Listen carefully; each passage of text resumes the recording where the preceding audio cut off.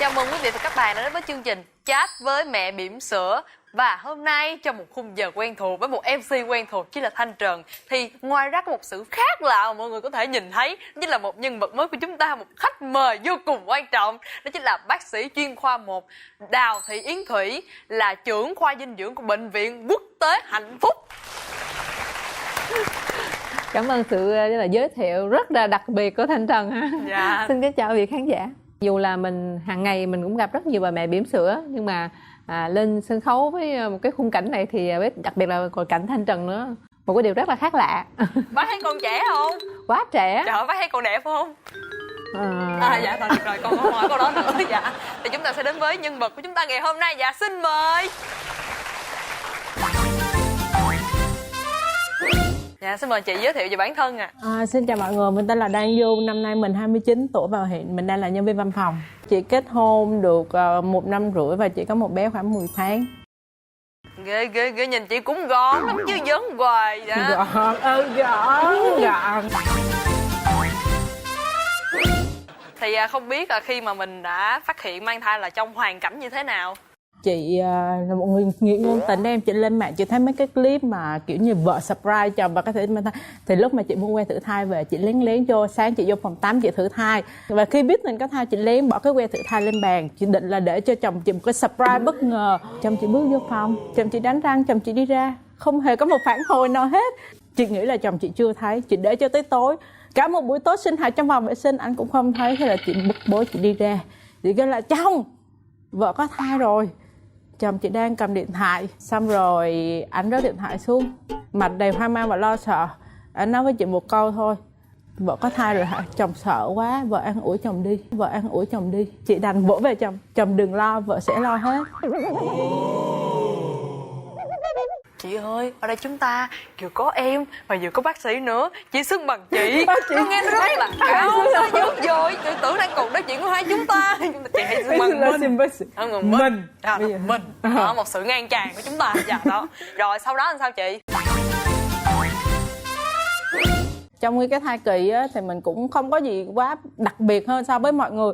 Nhưng mà đặc biệt có một cái là em bị ghiền cà phê, và khi có thai thì cái mức độ ghiền, mức độ thèm cà phê nó càng tăng hơn.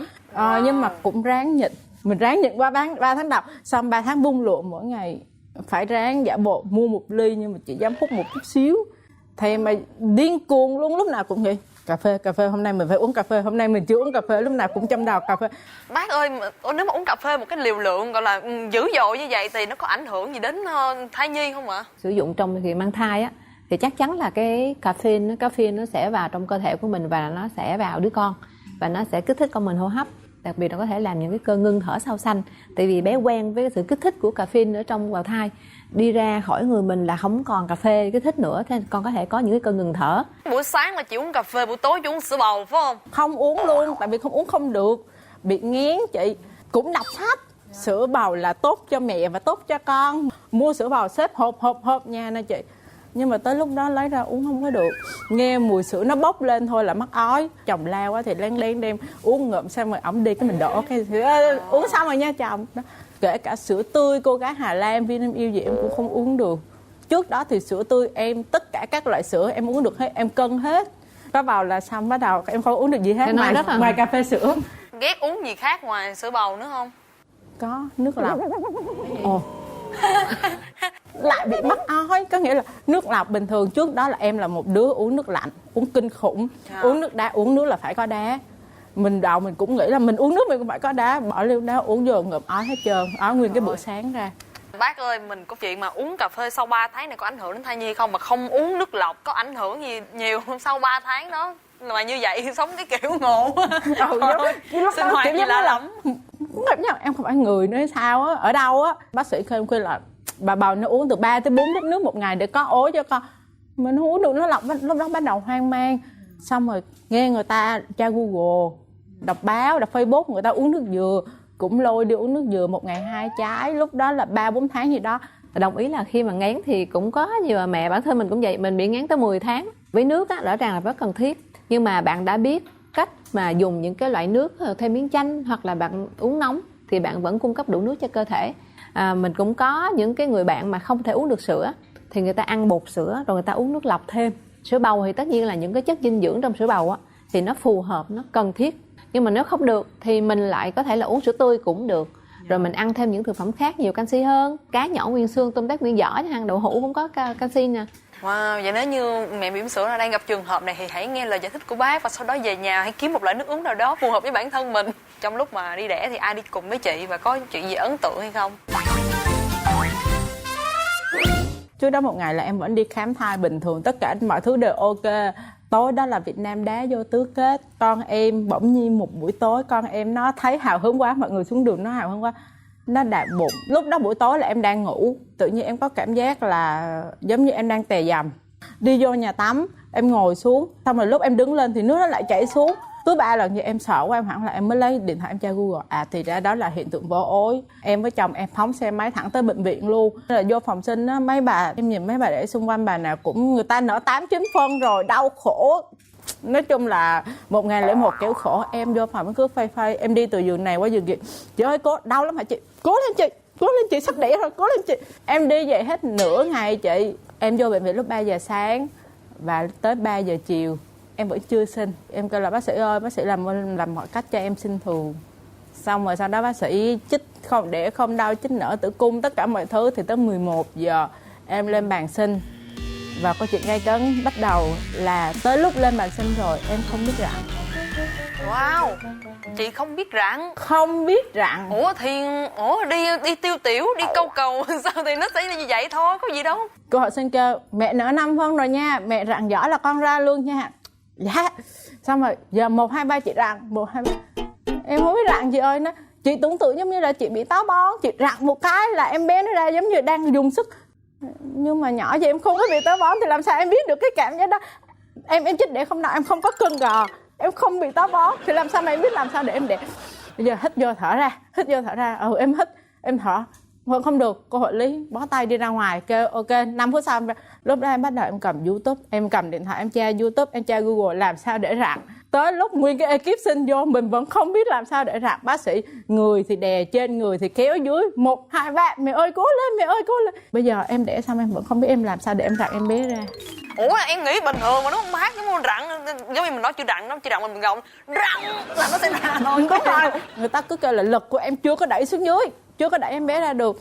Sau đó em sinh ra thì bác sĩ đỡ sinh cho em mới báo em là em bị nhau tiền đạo. Đúng rồi, nhau tiền đạo. Lúc mà em mới đẻ xong em nghe tin đó em muốn chết luôn vậy chị. Khi mà sanh em bé ra rồi thì nhau sẽ từ từ nó sẽ được bong ra. Thì lúc đó nó có tiền đạo hay không tiền đạo cũng không sao, chỉ sợ nó bong ra trước khi em bé ra thôi. Cho nên là mẹ khỏe con khỏe là trong trường hợp này cũng không sao. Cho nên là bác sĩ đã làm cho em có một cái trận lo mà đó là không đáng. Tại vì sanh ra rồi mà. Trong cái khoảng thời gian em chuyển dạ là em ở trong bệnh viện 23 tiếng liền. Cho nên lúc vừa sinh ra là em bé bị cách ly với mẹ.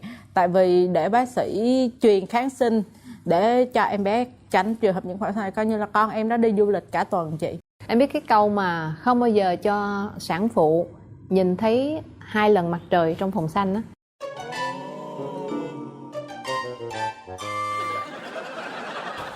Nhìn thấy mặt là biết không hiểu. Em đang đợi giải thích chứ mà câu nói em không biết gì kỳ.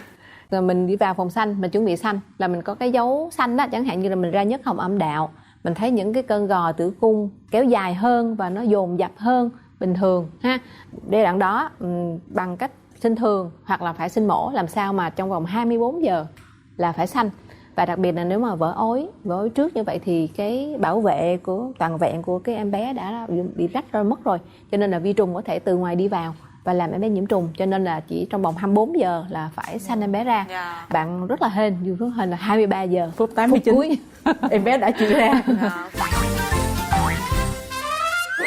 Có sữa cho bé bú không? Tại vì sau khi đó là em bé bị bắt cách ly thì ở lúc đó là em bắt đầu tình trạng bị tắc sữa. Tại vì không có em bé về để bút.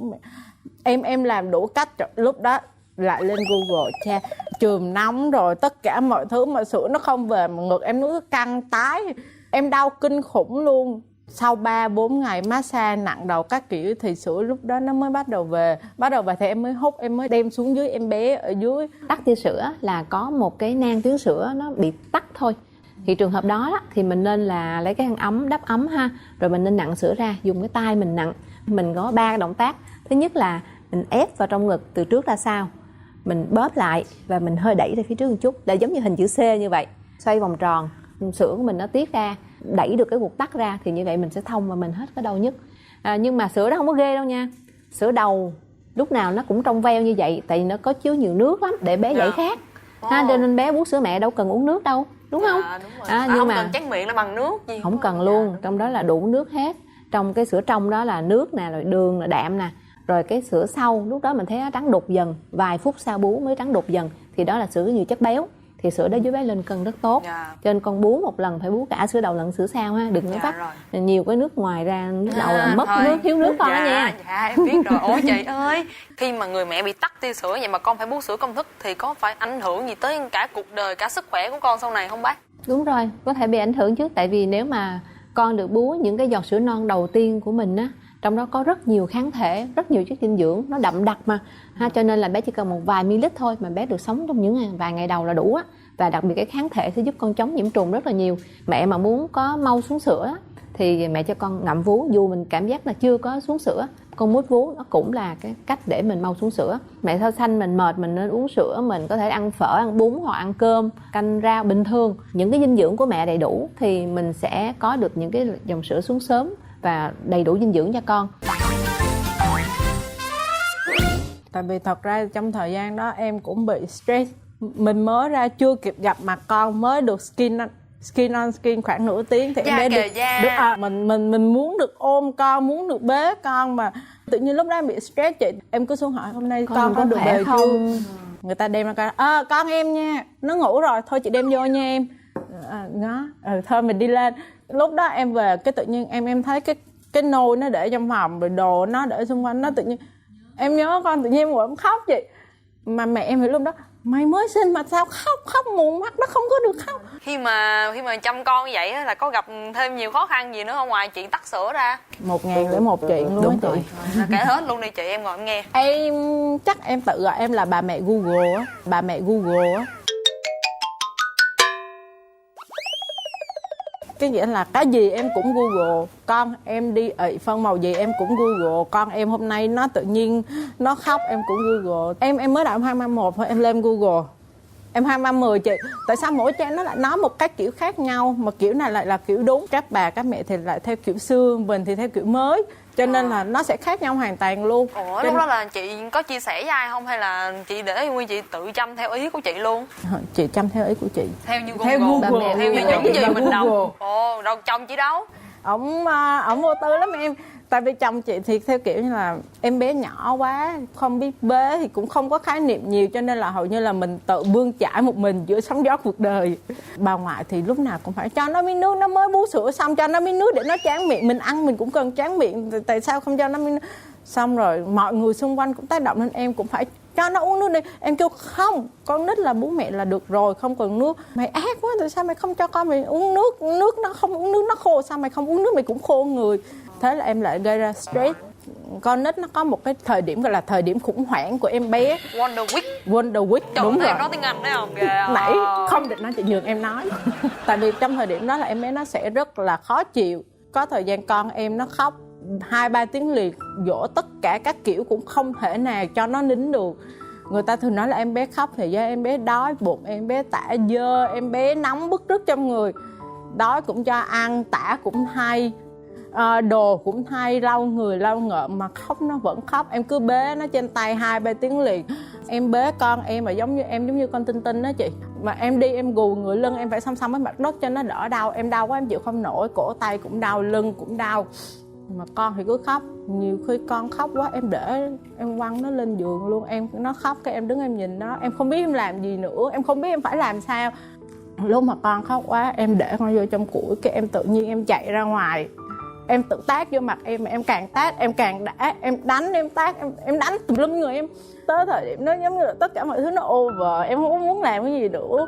Em cứ làm em đau vậy, xong tự nhiên trong phòng cái con nó lại khóc lên. Thì tự nhiên giống như đánh thức em vậy chị. Nó khóc em lại chạy vô em bế nó. Con khóc mẹ cũng khóc. Cứ bế vậy 2 tiếng 3 tiếng đồng hồ nó kiểu nó mệt nó ngủ. cái gì cũng tra Google, mà tại vì nhiều quá bị loạn, cái xong tự mình stress, xong rồi tự mình tạo lên áp lực cho mình luôn. Trẻ con chưa biết nói, con khóc nó có nhiều nguyên nhân, ví dụ là con bị kiến cắn, hay con nóng quá, con lạnh quá con cũng khóc, con muốn bồng, hoặc là một số bé bị thiếu canxi, đang cho con bú mà mẹ không có uống sữa, không ăn uống đầy đủ, canxi trong sữa mẹ sẽ thiếu và con cũng thiếu luôn, hoặc là hai mẹ con đều không tắm nắng hoặc không uống vitamin D. Sau khi mà chị sanh xong vậy đó, chị có tăng hay giảm ký gì nhiều, thay đổi về ngoại hình hay là về tính cách gì nhiều không? Có chứ, thay đổi về ngoại hình là cái em sợ nhất á. Hồi đó em chỉ có 49 kg thôi, một cái phiếu em lên 58 kg và bây giờ em vẫn chưa xuống được. Tại vì thời trước đó thì em đã có thời gian em rất là mập, cho nên em bị ám ảnh cái chuyện mập. Nhưng mà tới hồi về nhà rồi con lại không có sữa, thế là bất chấp ăn. Tết em ăn 5 cái bánh chưng chị, tại người ta kêu ăn nếp sữa nhiều. Rồi còn đời sống của vợ chồng, chuyện ấy trong ngoặc kép 12 người lúc đó làm sao? Em bị lãnh cảm, em bị mệt, em bị stress. Em chăm con vừa mới ngủ thôi thì lúc đó chồng bò lại, thôi mệt quá, xích ra đi. Hoặc là nhiều khi làm thì cũng chỉ mong là thôi làm cho nó lẹ cho nó xong đi cho rồi, như trả bài vậy đó chị. Nhưng mà từ nãy giờ thì em không có nghe chuyện này kể nhiều về chồng chị. Chồng em bị cái vô tư quá thì lại thành hơi vô tâm. Cũng có thương vợ, cũng có thương con, nhưng mà tại vì thời gian đầu là thời gian đỉnh điểm của em, lúc em bé mới về và em bị stress thì em bé lại nhỏ quá, chồng thì lại không dám bế. Anh xã chị cũng không dám bồng con tại nó nhỏ quá. Dạ. Sợ rớt. Đúng rồi. Không sợ em bế chắc cũng vậy á. Cho nên bế con làm là với cái xương của con. Đúng hay rồi. sao? Bông mà hai tay mà còn lấy cái đùi nó kệ cho mà sợ. Trời, đây là một căn bệnh chung của những ông chồng sợ rớt. Cho nên là qua cái chương trình hôm nay thì chị có muốn nhắn gửi gì tới chồng mình hay là những người thương yêu gì của mình không? Thật ra thì em cũng nhân cơ hội này em muốn gửi lời cảm ơn tới mẹ của em. Cảm ơn mẹ nhiều lắm. Cảm ơn mẹ đã luôn lo cho con trong những năm vừa rồi. Cảm ơn mẹ. Trời ơi, một sự xúc động đang chan hòa vào tất cả chúng ta. Dạ thì trời, nhìn chị vui vẻ vậy thôi nhưng mà cũng rất Thật sự là tâm em tình cảm. Dạ. Nhìn lên nhìn xuống nhìn qua nhìn lại thì thật ra nếu mình có một người mẹ đã hỗ trợ mình rất là nhiều trong những cái chặng đường vừa qua thì đó là một cái hạnh phúc. Chúc cho gia đình của chị Don Dũng luôn luôn là vui vẻ và ngập tràn tiếng cười. Tiếp tục mình sẽ phải đối phó và những điều mới lạ cho nên là hãy cùng mẹ hoặc là những người bạn của mình chia sẻ những cái kinh nghiệm, cũng như là có thể là những cái lần mà em đưa con đi khám định kỳ thì em có thể tư vấn các bác sĩ kỹ hơn. Vâng, và chương trình Chat với mẹ bỉm sữa đến đây đã kết thúc rồi. Chương trình của chúng ta được phát sóng vào lúc 15:20 thứ Bảy hàng tuần trên kênh HTV7, hoặc trong trường hợp mọi người quá bận rộn không thể coi được, chúng ta có thể xem lại trên kênh YouTube MCV Media hoặc là cổng thông tin Love TV. Và còn các mẹ bỉm sữa ơi, nếu như các bạn muốn tham gia chương trình thì chúng ta có thể đăng ký tại fanpage. Xin chào và hẹn gặp lại.